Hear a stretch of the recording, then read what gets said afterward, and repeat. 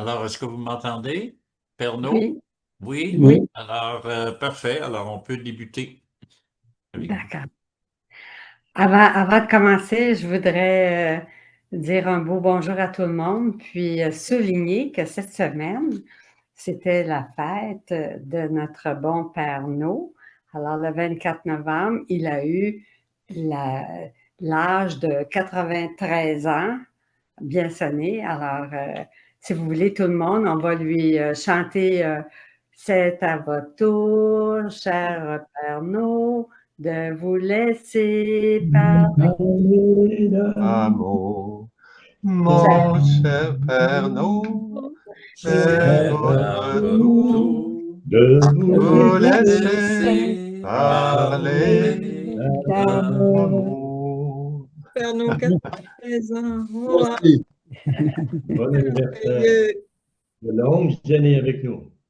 Oui, Alors, pour continuer, aujourd'hui, c'est un peu spécial parce que le Père No s'est fait un tour de rein et il doit aller à des traitements, dont cet après-midi. Alors, c'est pour ça que on a devancé un petit peu l'heure du premier enseignement. Donc, cet enseignement-ci, Richard, il ne fera pas partie de la période de questions-réponses, mais il va être un enseignement à part par lui-même qui va avoir le titre de Marie, co-rédemptrice, point d'interrogation. Qu'en pensez? OK?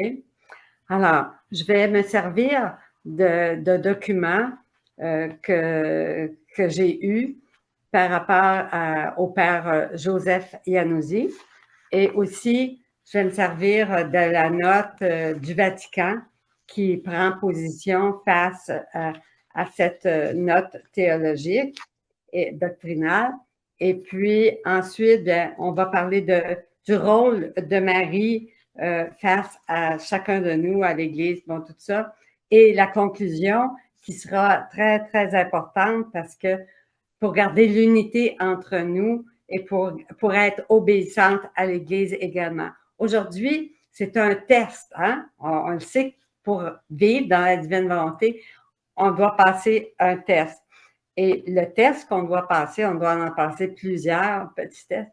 Aujourd'hui, c'est un test d'obéissance à l'Église. C'est important que ceux qui veulent vivre dans la divine volonté soient obéissants à l'Église. Sinon, si on veut être obéissant avec ce qu'on pense, tout ça, et pas en communion avec l'Église, ça ne peut pas aller parce que le don de vivre dans la divine volonté, c'est dans l'Église, par l'Église que le Seigneur nous le donne. Alors, je vais commencer avec je vais prendre juste des extraits parce que ça serait vraiment trop long. On pourrait en avoir pour 2, 3 heures là, à parler du sujet. Donc, je vais prendre ce qui est le plus important de un et de l'autre pour essayer de vous faire comprendre qu'est-ce qu'il y en est de Marie co-rédemptrice. Alors, je commence avec un document du père Joseph Iannuzzi qui nous dit que d'abord, il tient à souligner que Mater Populi Fidelis constitue une note doctrinale du dicastère pour la doctrine de la foi et non une déclaration ou un enseignement papal officiel sur la foi et la morale. Donc, ce n'est pas au même niveau qu'un dogme ou quelque chose d'important comme ça. Mais c'est quand même, Henri dit, parmi les 4 niveaux d'autorité magistérielle, ce document constitue un enseignement de niveau inférieur. OK, entendons-nous, c'est sa place. Deuxièmement, la section de présentation du document qui a été publié le 4 novembre 2025, Mater Populi Fidelis, souligne les différents sens dans lesquels les titres de Marie peuvent être utilisés. Puis, en général, il existe 2 sens principaux dans lesquels le titre de co-rédemptrice a été compris au cours des siècles. Le premier est le sens strict, Mater Populi Fidelis, puis le sens strict constitue l'usage officiel de ce titre par l'Église. Alors, comprenez ce que je viens de dire, c'est très important. Alors, il y a le sens strict et le sens large.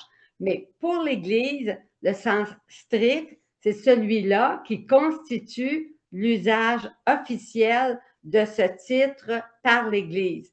Donc, c'est important, c'est ça qui a joué aussi dans la décision du Vatican.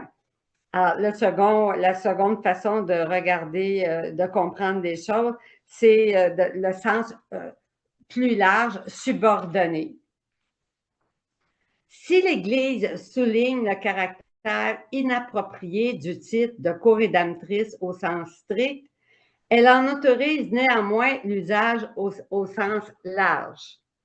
OK? Au sens strict, le titre de rédempteur et l'œuvre de rédemption s'applique exclusivement à Jésus-Christ. Alors, il n'y a pas deux rédempteurs, Jésus et Marie, non. Parce que co-rédemptrice, ça veut dire rédempteur avec. Alors, Marie n'est pas une deuxième personne qui fait la rédemption avec Jésus. Ça, c'est complètement faux. Alors, il y a seulement Jésus qui est l'unique médiateur entre Dieu et les hommes. Ça, c'est pris dans 1 Timothée 2, verset 5. Donc, cette note doctrinale, elle n'a pas aboli le titre de co-rédemptrice employé par les prédécesseurs, mais en clarifie l'usage. Alors, il faut bien comprendre ça aussi, de sorte que tous les documents qui contiennent le titre de co-rédemptrice à l'intérieur des écrits d'un pape ou demeurent encore valides et reconnus par l'Église également. Alors, il faut comprendre qu'on a parlé beaucoup du pape Jean-Paul II, là, qui à 5 reprises avait mentionné que Marie était co-rédemptrice. Il y a eu une rencontre avec le cardinal Ratzinger, qui était à ce moment-là préfet de la doctrine de la foi. Et alors, le cardinal Ratzinger a mentionné au pape Jean-Paul II ses oppositions, si vous voulez. Et à partir de ce moment, de cette rencontre avec le cardinal Ratzinger, qui était opposé à ce que Marie soit nommée co-rédemptrice, eh bien, le pape Jean-Paul II n'a plus utilisé ce terme de co-rédemptrice. Donc, on voit que même le pape a été obéissant là, à ce que le préfet de la doctrine de la foi lui demandait.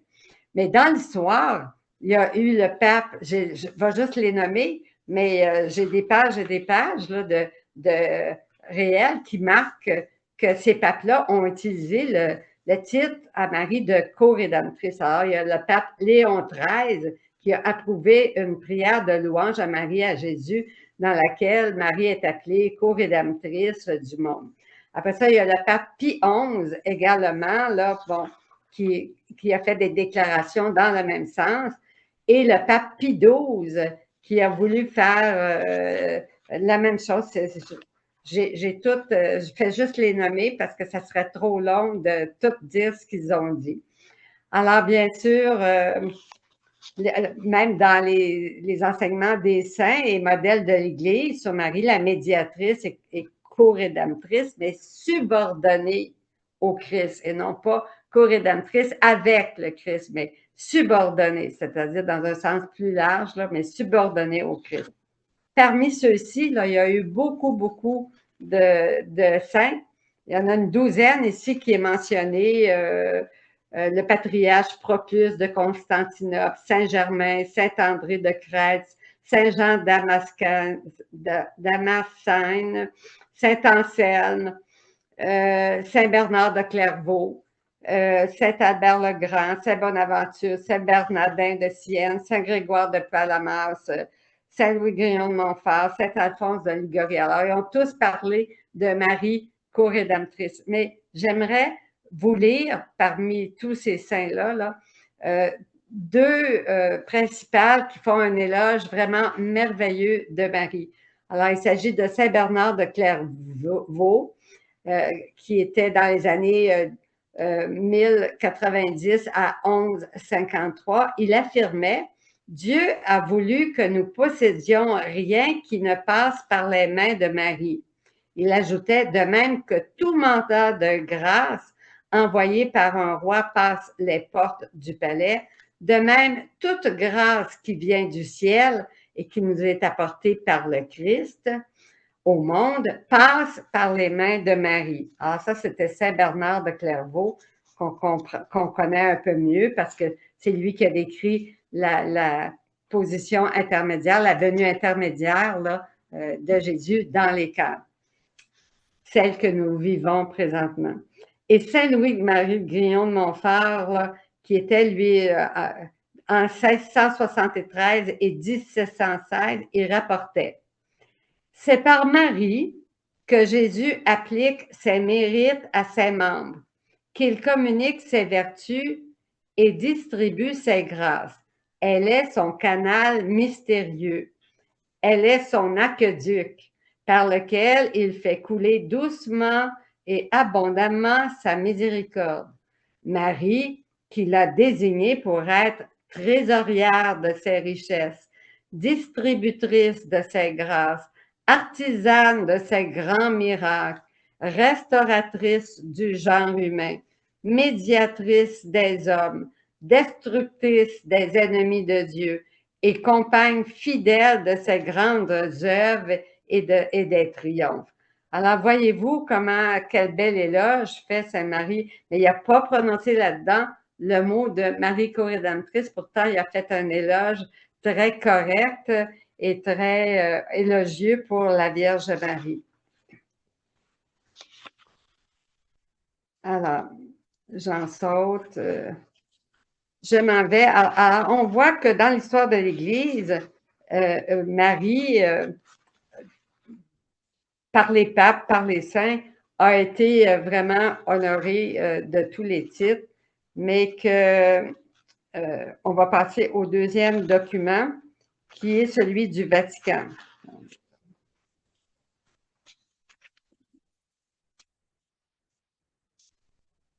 OK.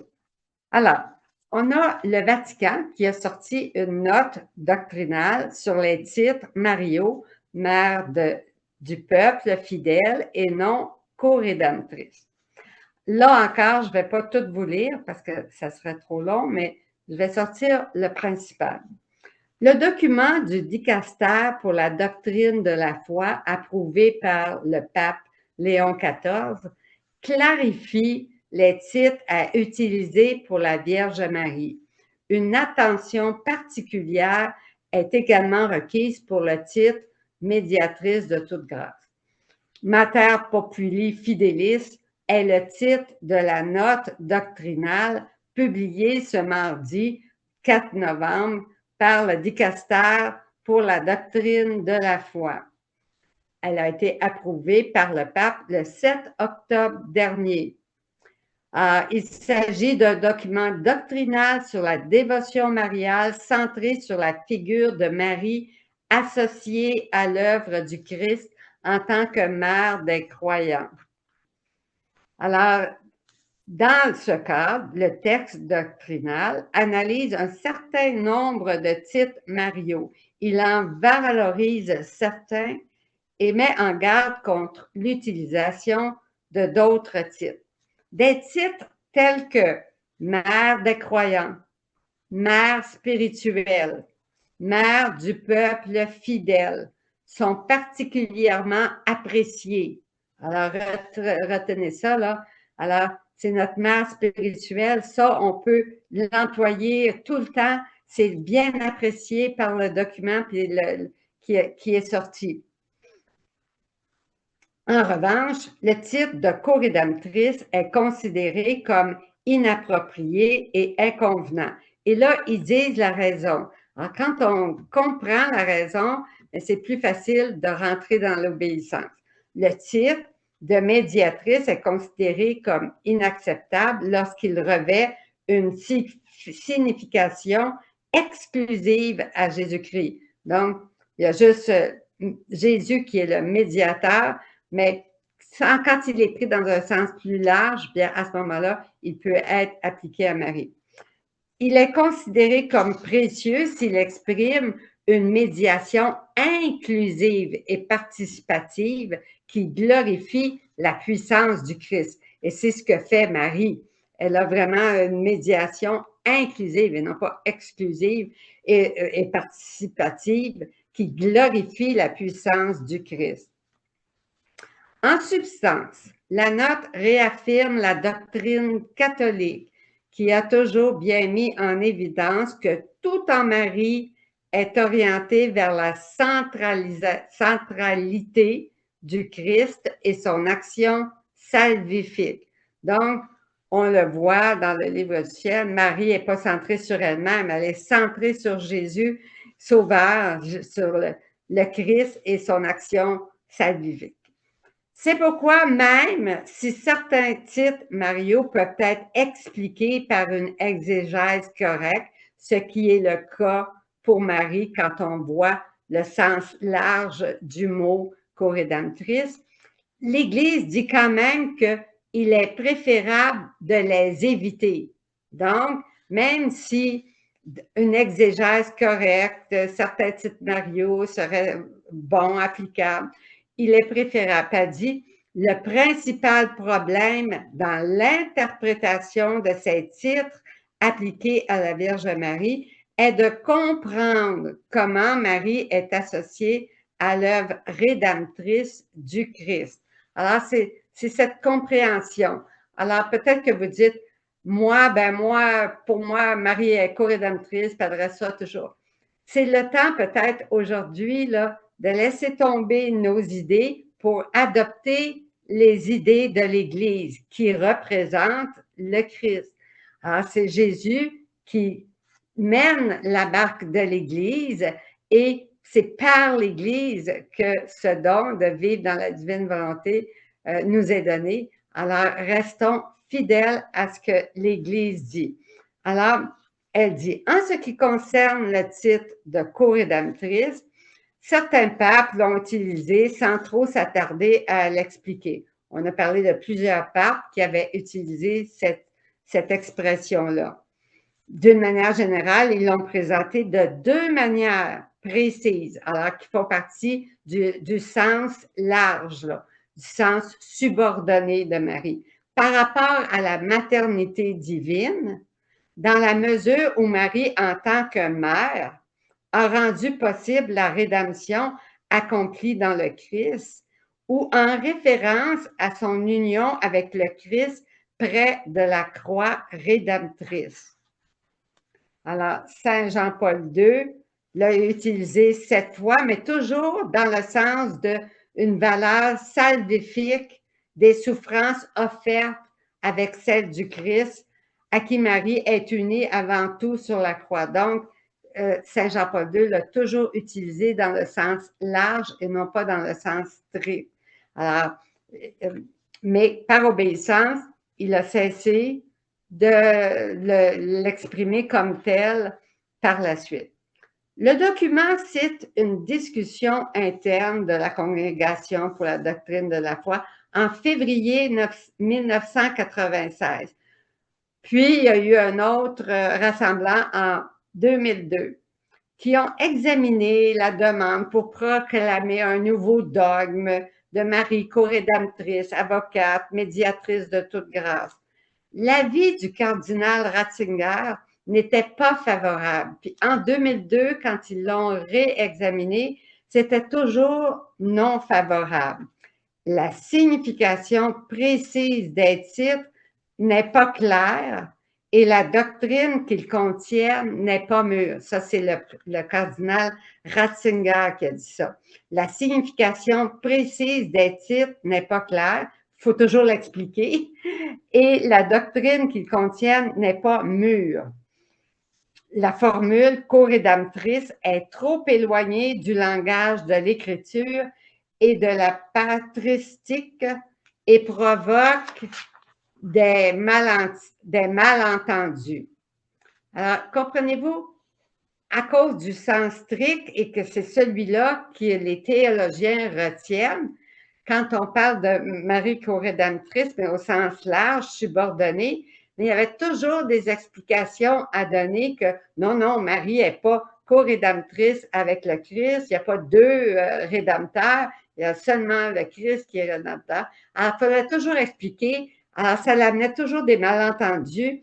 Puis, alors ce titre, risque, le titre de co-rédemptrice, risque d'obscurcir l'unique médiation salvifique du Christ et peut donc générer une confusion et un déséquilibre dans l'harmonie des vérités de la foi chrétienne. Puis il dit, lorsqu'une expression nécessite des explications nombreuses et constantes afin d'éviter qu'elle ne s'écarte d'un sens correct, elle ne rend pas service à la foi du peuple de Dieu et devient gênante. Alors, la note continue, souligne que l'expression biblique se référant à la médiation exclusive du Christ est décisive. Donc, ça ne changera pas. Jésus-Christ est l'unique médiateur et co-rédempteur au sens de rédemption. Le Christ est l'unique médiateur. D'autre part, elle souligne l'usage très courant du terme médiation dans plusieurs domaines variés de la vie sociale où il s'entend simplement comme coopération, aide, intercession. Alors, c'est là que nous, la plupart des chrétiens qui n'avons pas de théologie très avancée, on prenait Marie comme co-rédemptrice et comme médiatrice dans son rôle de coopération, d'aide, d'intercession. Par conséquent, il est inévitable qu'il soit appliqué à Marie. Ce titre-là, de coopération, d'aide, d'intercession, la médiation de Marie, l'Église reconnaît là, qu'il est inévitable qu'il soit appliqué à Marie dans un sens subordonné et en aucune façon il n'a pour but d'ajouter une efficacité ou une puissance à l'unique médiation du Christ. Donc, c'est clair, là. Il ne faut pas mêler les deux. En outre, le document reconnaît qu'il est évident qu'il y a eu une forme de médiation réelle de Marie pour rendre possible l'incarnation du Fils de Dieu dans notre humanité. Il faut que vous ayez aux toilettes. Alors, la fonction maternelle de Marie n'offusque et ne diminue en rien la médiation unique du Christ, mais en manifeste au contraire la vertu. Ainsi comprise, la maternité de Marie n'a pas pour but d'affaiblir l'unique adoration qui n'est due qu'au Christ, mais de la stimuler. Le titre de Mère des croyants nous permet de parler de l'action de Marie aussi en relation avec notre vie de grâce. Donc, Mère des croyants, c'est un titre très, très, très bien employé et qu'on peut employer de façon courante. Le document nous encourage à le faire. Et un autre point très positif qui vient du document, il s'agit de la maternité spirituelle de Marie qui est un modèle de dévotion. L'un des points forts du document concerne la maternité spirituelle de Marie. Et c'est là que nous, là, on a Marie comme notre mère spirituelle. Là. Le texte souligne que cette maternité qui découle de son oui à l'Annonciation, si Marie n'avait pas dit « fiat mihi », qu'il me soit fait comme Dieu le veut, ben, le Verbe n'aurait pas pu descendre en Marie. Ça prenait le fiat mihi, le oui de Marie, pour que l'incarnation du Verbe de Dieu puisse avoir lieu.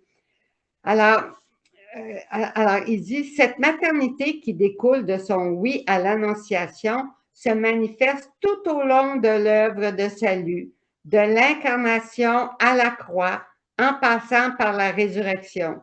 Marie est honorée comme la mère des croyants, celle qui, par sa foi et son obéissance, devient la mère de tous les croyants. Cette maternité spirituelle n'est pas un rôle qui rivalise avec celui du Christ, mais un acte de coopération humble et sacrificielle dans le projet divin.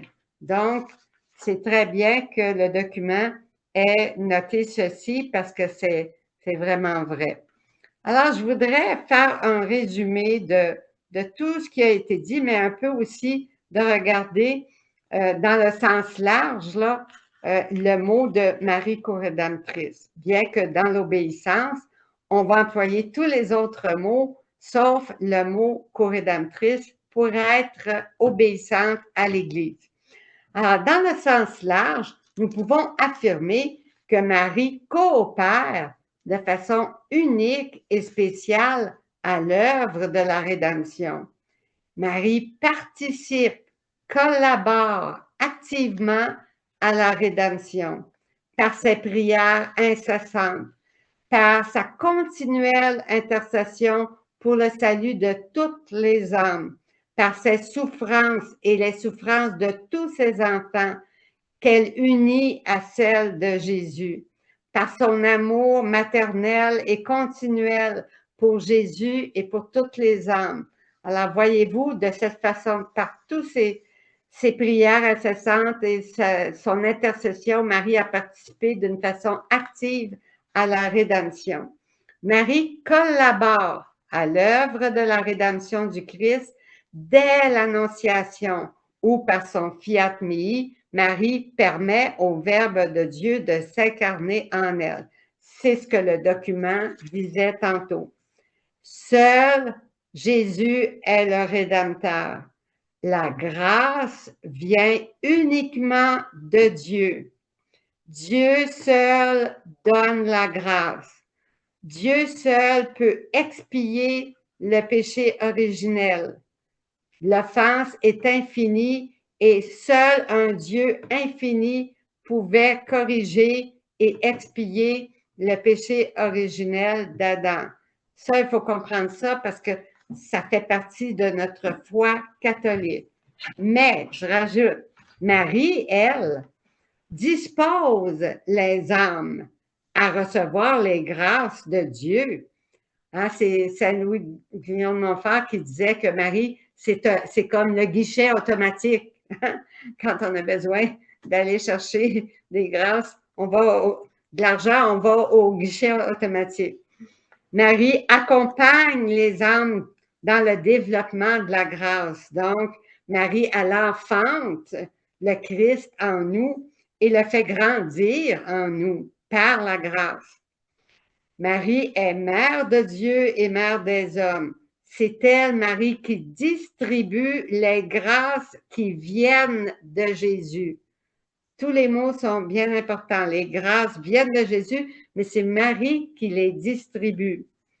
Sa présence maternelle, son aide maternelle nous est des plus précieuses. Sa maternité spirituelle s'exerce à l'égard de tous ses enfants de façon continuelle. Et ça, on le voit dans les 31 jours avec Marie, dans le livre du ciel, un peu partout.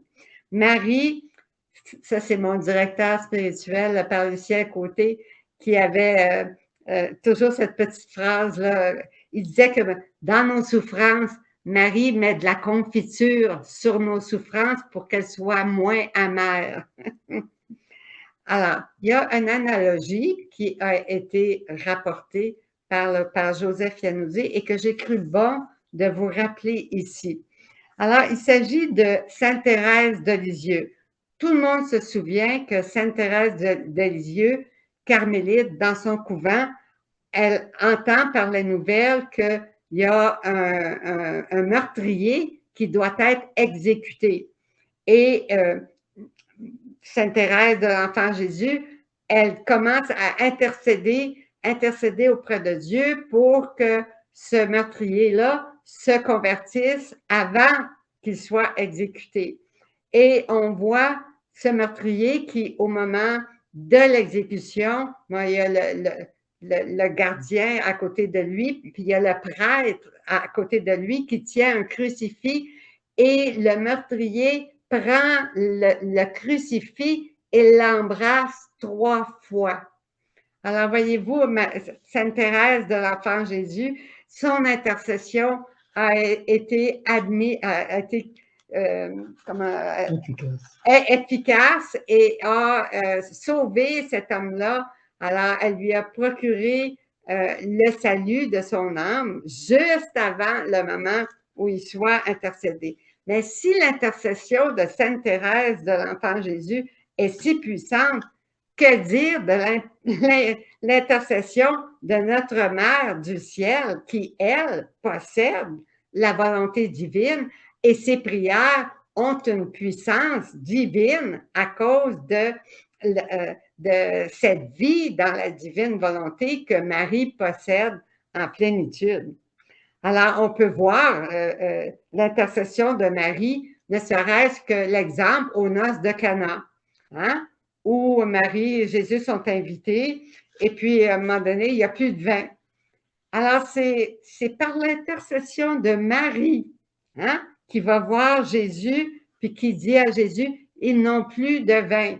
Puis Jésus, il dit, c'est pas mon heure, puis tout ça. Puis Marie intercède auprès de Jésus pour dire, et elle va voir les hommes, puis elle dit aux hommes, faites tout ce qu'il vous dira.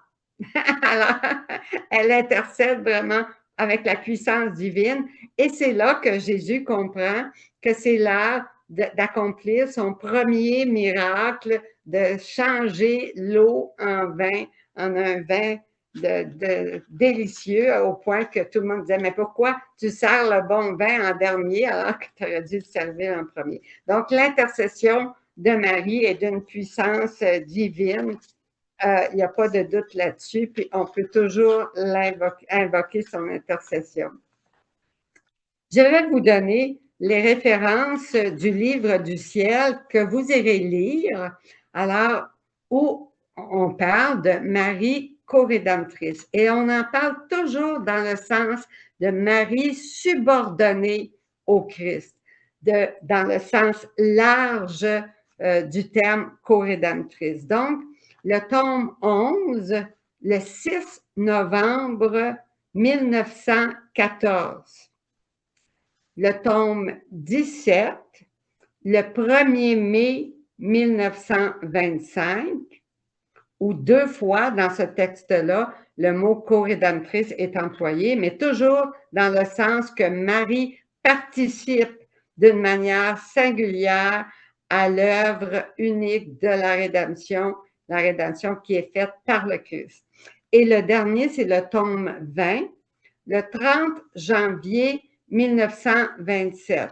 Alors, bien sûr qu'on n'aura pas le temps de tout lire ça, puis c'est des textes avancés qu'il faut prendre le temps de réfléchir parce que ils sont très, très, très profonds et je ne veux pas vous mêler. Je veux que ça soit clair, que ça soit simple cet après-midi parce que ces textes-là rentrent dans des notions qu'on dirait avancées et ça prend un éclairage de l'Esprit Saint pour bien les comprendre.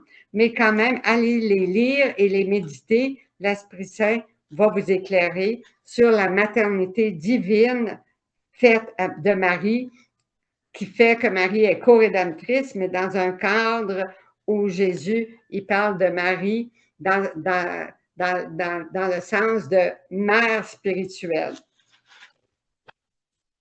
Je vais vous faire une petite conclusion, puis après ça, je vais vous donner les pages dans la thèse de doctorat du père Joseph Iannuzzi où il parle de Marie co-rédemptrice. Et ça aussi, c'est très, très, très excellent.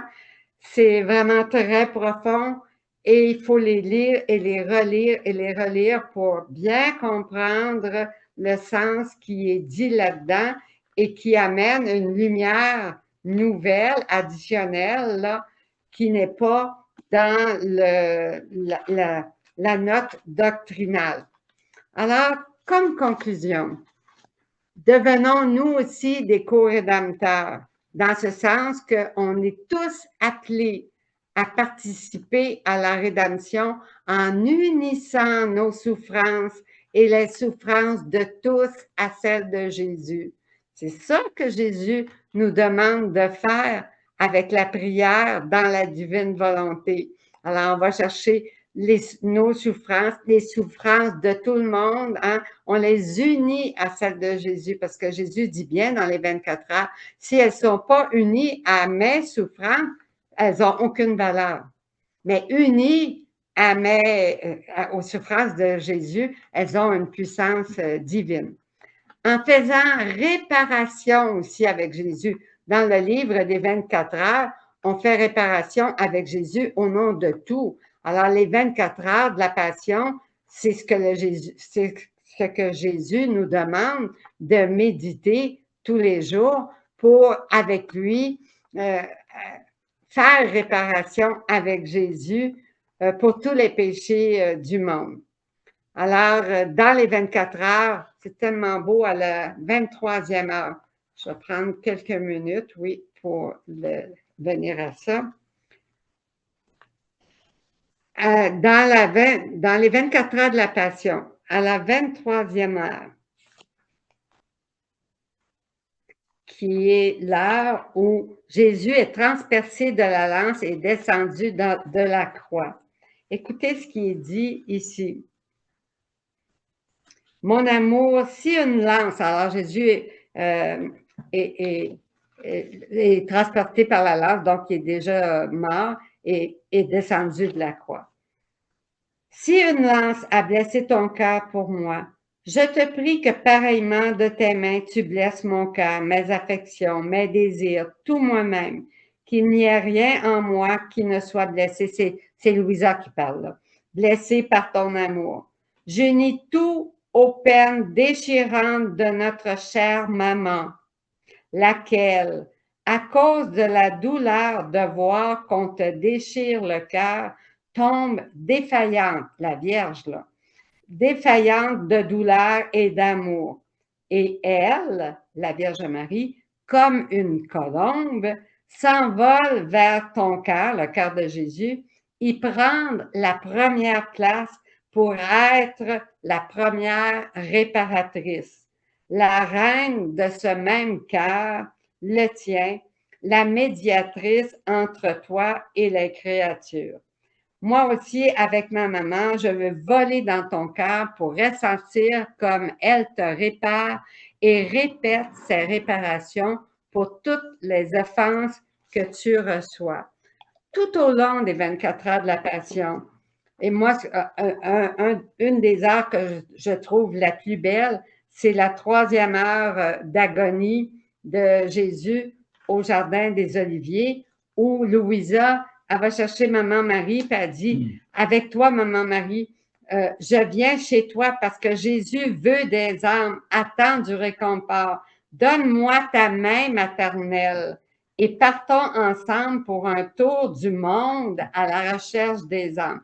Puis là, Marie avec Louisa, ils partent ensemble faire le tour du monde entier, chez les hérétiques, les malades, etc., pour leur appliquer le sang de Jésus, puis pour donner des âmes à Jésus. Alors, c'est un très, très bel exemple de réparation qu'on fait régulièrement en faisant les 24 heures de la Passion. Alors,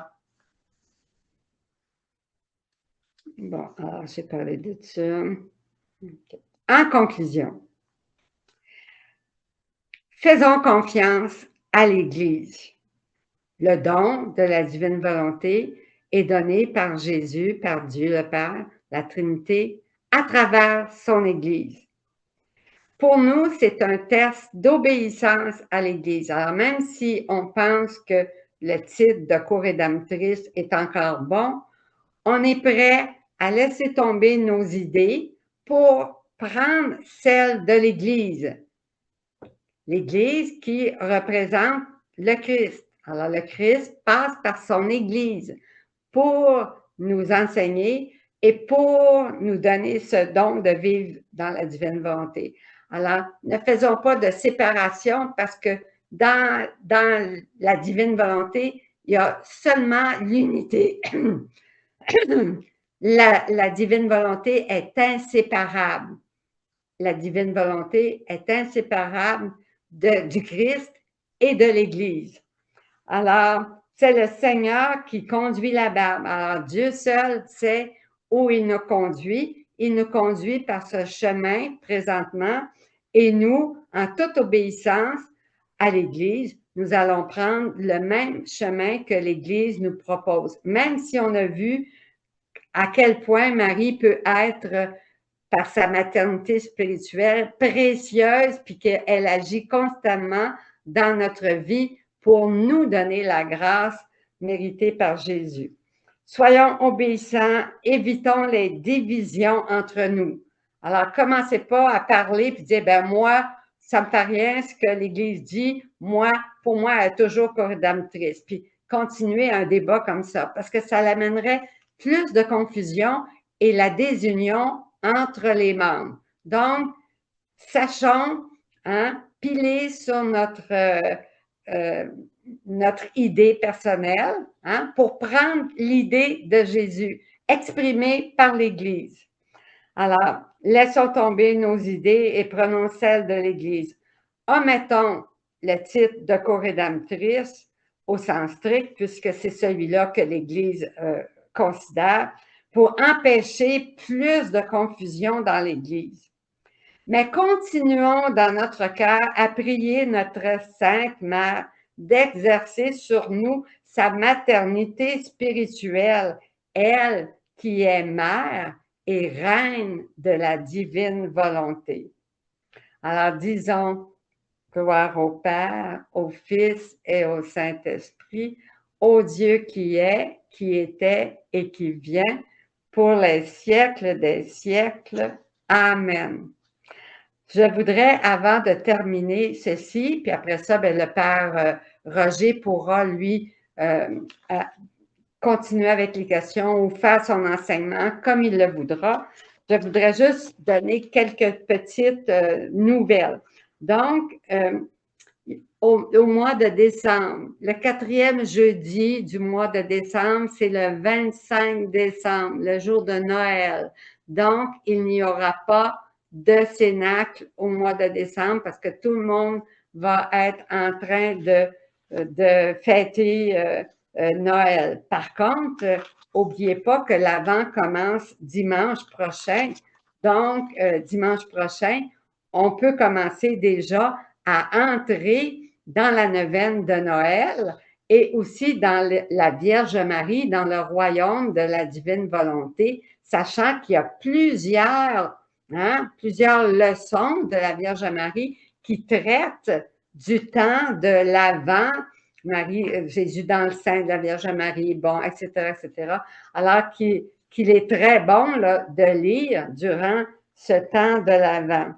Alors, le prochain cénacle aura lieu le 4e jeudi de janvier, soit le 22 janvier 2026. Et ce sera le temps de faire les partages qu'on a l'habitude de faire au mois de décembre. On les fera au mois de janvier. Donc, chaque personne, chaque membre amène un extrait du livre du ciel qui lui plaît ou qui lui parle ou bien qui est lumineux pour elle et elle lit le passage et nous explique pourquoi ce passage-là est important pour elle. Alors, on va faire les partages au mois de janvier ainsi que la consécration comme dans le tiers-ordre bénédictin de la divine volonté qu'on avait l'habitude de faire au mois de décembre. On la fera, cette consécration-là, au mois de janvier. N'oubliez pas qu'en 2026 commence une nouvelle année comme membre de l'association. Donc, la cotisation annuelle 2026 commence avec le mois de janvier. Alors, ceux qui veulent, il y en a déjà qui nous l'ont donné, mais la plupart, ça reste à venir. Donc, la cotisation 2026, elle est due à partir de janvier 2026. Alors, je voudrais en dernier lieu vous donner les pages de la thèse de Joseph Pianuzzi où il parle de Marie co-rédemptrice. Alors, c'est à la page dans la thèse, là, à la page 100, à la page 119, 120 et à la page 138. Et vous allez voir que expliquer dans ce sens-là, ça l'enlève, c'est tout à fait un sens exact, subordonné au Christ, et c'est pas dans le sens que Marie, il y a deux rédempteurs, mais que Marie est subordonnée au Christ. Alors, mais c'est des textes très profonds à lire et à relire. Alors, je vous les donne en devoir, là, que vous irez lire ces textes-là dans le livre du ciel et dans la thèse de Joseph Pianuzzi pour approfondir vous-même le sujet et rester bien en paix avec la décision de l'Église, mais bien en paix que Marie, notre mère spirituelle, demeure dans une incessante intercession à notre égard et dans une aide spirituelle continuelle pour nous faire grandir dans la divine volonté. Alors, je pense que c'est tout ce que j'avais à dire. Maintenant, malheureusement, nous devons quitter pour le traitement du Père-Nous, mais restez bien présents parce que va suivre l'enseignement du Père Maton avec la période de questions-réponses avec le Père Maton. Alors, je dis un beau bonjour à tout le monde. Alors, un bon temps d'avant, une bonne montée vers Noël, bien dans le silence de nos cœurs, dans la méditation de la neuvaine de Noël et des 31 jours avec Marie. C'est la meilleure préparation qu'il n'y a pas pour arriver à Noël dans la crèche de Bethléem, être là avec la Sainte Famille et l'enfant Jésus. Alors, bonjour à tout le monde. Mon père, je ne sais pas s'il est trop loin. Mon père, ouais, il n'est pas là. Alors, c'est le Père Maton qui vous bénira à la fin de ce Cénacle quand il aura fait son entretien et la période de questions. Alors, merci à Richard, merci au Père Maton pour votre aide, puis merci à vous tous qui êtes présents à ce Cénacle. Et je vous dis au 22 janvier 2026, on va se revoir, bien, bien content de vous revoir. Merci beaucoup. Joyeux Noël à toi et au Père Maton. Et joyeux Noël. Je le dis au nom de tout le monde, là, parce que... Justement, Marie-Hélène et Père No, je vous souhaite de très belles fêtes, un beau Noël, un beau début d'année. Et comment dire, je suis en pleine communion avec le Père No pour son tour de rein. Parce que mercredi de cette semaine, je me suis penché pour ramasser mes souliers dans le fond du garde-robe et j'ai appris ça de bloquer. Et depuis ce temps-là, je me soigne. Ben, je suis en communion avec lui. Ça fait 2 jours que je suis bloquée ici, moi. Alors, il ne faut pas que c'est des petites souffrances unies à celles de Jésus que Jésus nous fait participer là, à son mystère de rédemption pour les hommes. Alors, c'est sûr que c'est des petites souffrances de jeunesse. Hein, ça. Mais on les unit avec celles de Jésus, puis Jésus, lui, fait tout ce qu'il veut avec. Bonne fin d'après-midi. Merci, Richard, de reconnaître ma jeunesse. Père No, est-ce que j'aurais aimé, je ne sais pas, je ne veux pas vous mettre sur la sellette, mais j'aurais aimé vous entendre avant de passer à un 5 minutes de pause, en réaction à ce que la position de l'Église et ce que vient de nous... Le Père No, il est déjà rendu avec son manteau sur le dos, ses bottes, puis il est rendu dehors. Alors, mais je lui ai fait l'enseignement que je vous ai donné aujourd'hui, puis il était tout à fait d'accord de dire là qu'il faut éviter ce mot de co-rédemptrice à cause de l'ambiguïté des termes, qu'il faut toujours expliquer que c'est au sens large, puis bon, etc., mais qu'au sens strict du mot, que Marie n'est pas co-rédemptrice avec Jésus. Il n'y a pas deux rédempteurs, il y en a un seul et c'est Jésus-Christ. Alors, ça, il me l'a répété 5 fois. Je lui ai répété 5 fois mon titre, puis il m'a répété 5 fois, Marie n'est pas co-rédemptrice au sens strict du mot. Alors, il n'y a pas deux rédempteurs, mais Jésus seul est médiateur. Alors ça, je peux vous le dire parce que je me suis exercée hier soir, puis c'est ça qu'il m'a répété par 5 fois. Alors, je suis sûre que s'il venait ici, il vous dirait la même chose. Merci. Ça va?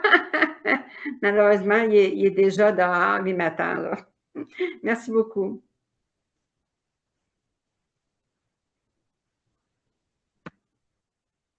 Est-ce que vous voulez intervenir, Maton? Sur Marie co-rédemptrice? Oui.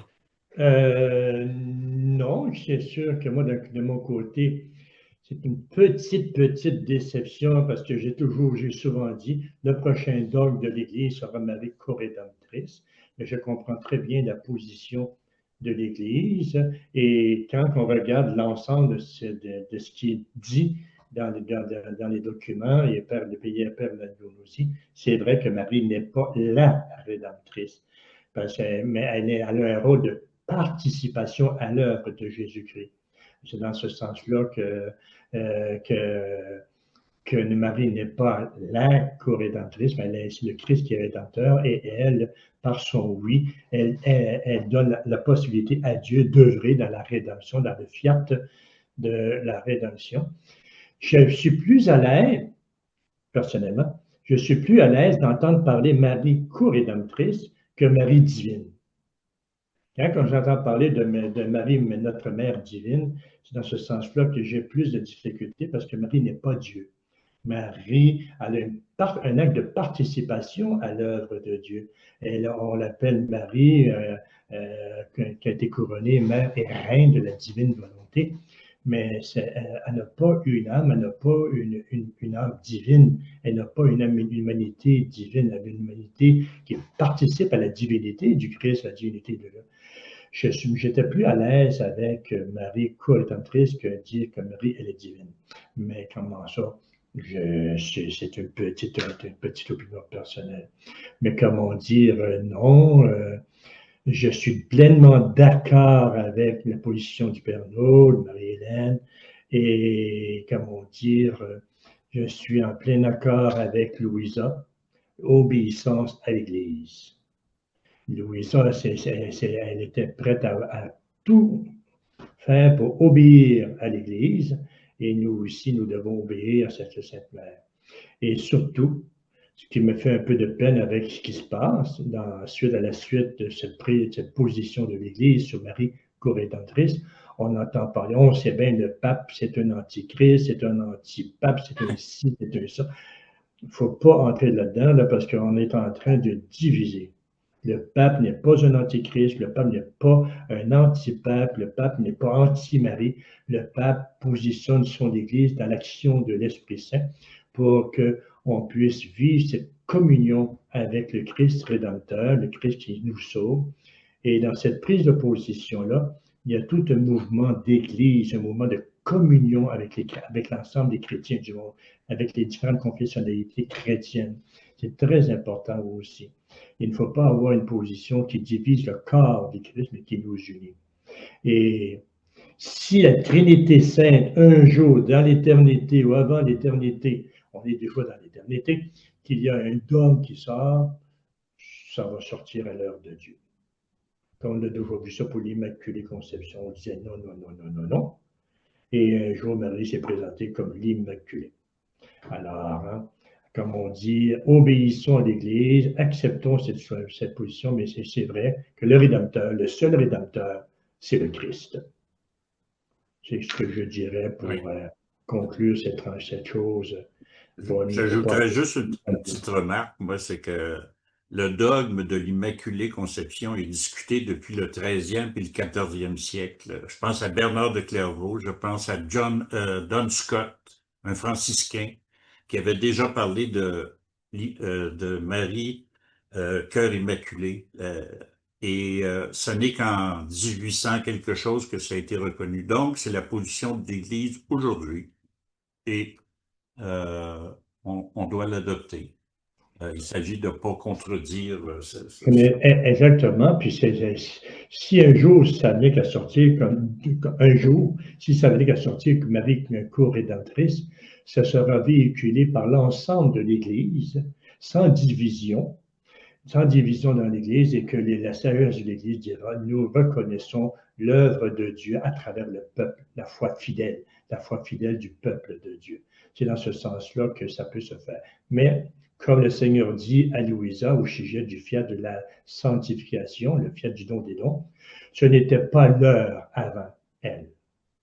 Alors, il y aura une heure pour le Dieu si c'est sa volonté divine.